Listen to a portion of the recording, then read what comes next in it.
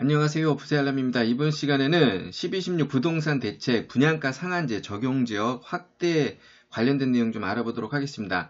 지난 시간에 양도소득세, 종합부동산세, 임대사업 등록주택에 관한 내용 좀 다뤄드렸고요. 이번 시간에는 분양가 상한제 적용지역 확대 지역에 관한 내용 좀 알아보도록 하겠습니다. 들어가기 앞서서 이번 12.16 부동산 대책의 큰 취지를 보면은 주택시장 안정에 대한 정부의 의지는 어느 때보다 확고하다는 거고요. 그리고 주택은 불로소득을 위한 투기수단이 되어서는 안 된다. 더 이상 주택을 투기수단으로 활용하지 말라는 정부의 확고한 의지가 좀 담겨 있다고 보시면 될 것 같습니다. 불과 얼마 전에 서울 27개동이 분양가 상한제 적용지역으로 지정이 됐습니다. 강남 8개동, 서초 4개동, 용산 2개동, 영등포 1개동, 송파 8개동, 강동 2개동, 마포 1개동, 성동 1개동 이렇게 총 27개동이 지정이 됐는데요. 이 지정 관련된 내용은 제가 지난 시간에 다뤄드렸으니까 이 내용 좀 참고하시면 되고 11월 6일날 발표가 됐고 11월 8일날 발효가 됐습니다. 그런데 이번에 12.16 부동산 대책 발표를 하면서 분양가 상한제 적용 지역을 추가로 지정하게 되는데요. 어느 지역이 추가로 지정되었는지 내용을 한번 살펴보도록 하겠습니다. 분양가 상한제 확대 적용 지역을 살펴보면은 서울 13개구 전 지역이 지정이 되고요. 경기도에서는 과천시, 하남시, 광명시가 지정이 됩니다. 그리고 서울 정비사업 이슈가 있는 일부 지역을 분양가 상한제 적용 지역으로 발표를 합니다. 이번에 지정된 지역의 지정 이유를 살펴보면은 서울 집값 평균 또는 수도권 집값 평균 1.5배를 상회하는 지역을 위주로 지정을 했고요. 해당 지역은 집값 상승 선도 지역으로 보고 분양가 상한제 적용 확대 지역으로 발표가 됐습니다. 이번에 지정된 경기도 분양가 상한제 적용 지역을 살펴보면은 광명시 4개동, 광명동, 소화동, 철산동, 하안동이 지정이 됐고요. 하남시 4개동, 창우동, 신장동, 덕풍동, 풍상동이 지정이 됐습니다.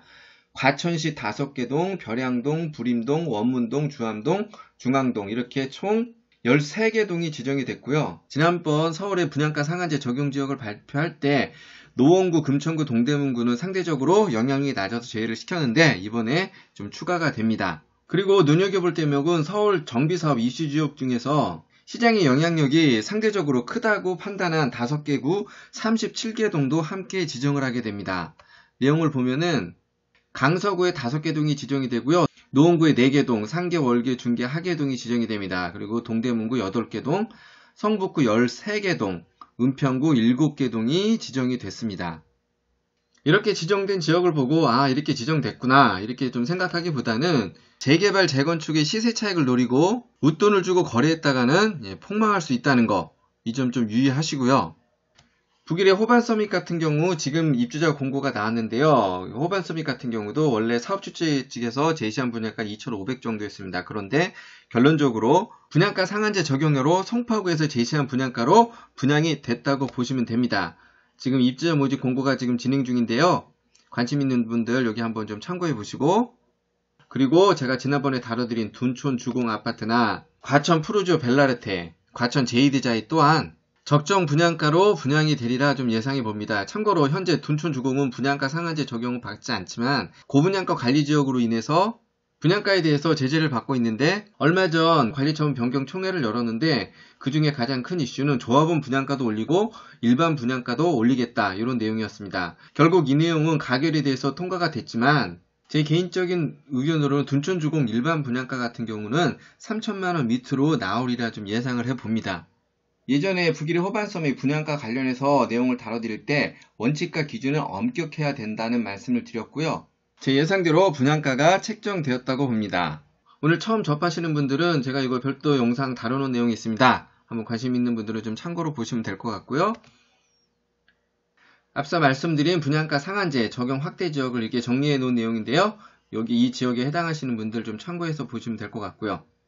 서울 13개구 전 지역이 확대 지정이 됐고요. 경기도, 광명, 하남, 과천 일부 동이 지정이 됐다는 거 그리고 정비사업 이슈 지역도 같이 함께 지정이 됐다는 거 이렇게 좀 참고하시면 되겠습니다. 지정 효력 발생일은 2019년 12월 17일입니다. 이미 지금 지정이 됐고 효력이 좀 발생됐다고 보시면 되고요.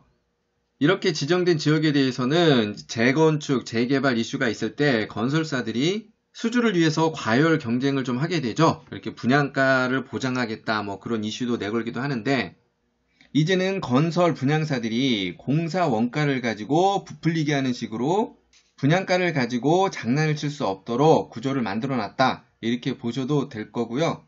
좀 더 기다리다 보면은 3기 신도시 물량도 나오고 서울에서도 충분히 적정 가격으로 분양되는 아파트 단지들이 적지 않게 나오리라 예상해 봅니다.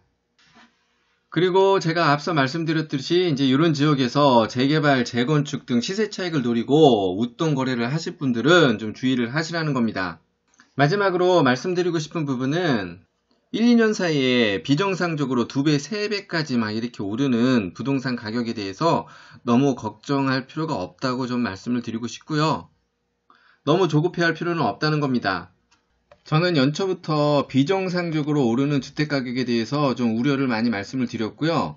종합부동산세나 양도소득세 측면으로 보더라도 주택가격은 하락할 수밖에 없다는 내용을 일관되게 좀 말씀을 드려왔고요. 정부 정책을 조롱하듯이 비정상적인 주택가격 상승을 주도하는 부동산 투기 세력이나 부동산 담합에 대해서 주택가격이 100% 하락할 수밖에 없는 이유에 대해서 예전부터 좀 다뤄드렸습니다. 같은 관점에서 고분양가 아파트에 대해서 주택가격이 하락할 것이기 때문에 쳐다보지도 말라는 밑빠진 독에 돈 붓기라는 내용을 좀 다뤄드렸고요. 비정상적인 부동산 주택가격 상승을 주도하는 부동산 담합이 결론적으로 종합부동산세가 부메랑이 돼서 다가올 거고 본인들 스스로를 더욱 옥죄게 될 것이라는 내용을 제가 연초부터 이미 좀 다뤄놨습니다.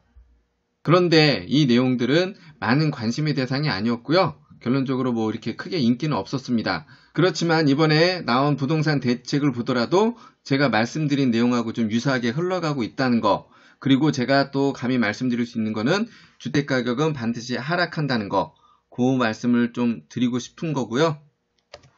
제가 여건이 되면은 주택 폭탄 돌리기 마지막까지 뭐 최선을 다하자는 내용으로 좀 내용을 한번 준비해 볼까 하는데, 이 내용은 제가 한번 준비되는 대로 한번 올려드리도록 하겠습니다.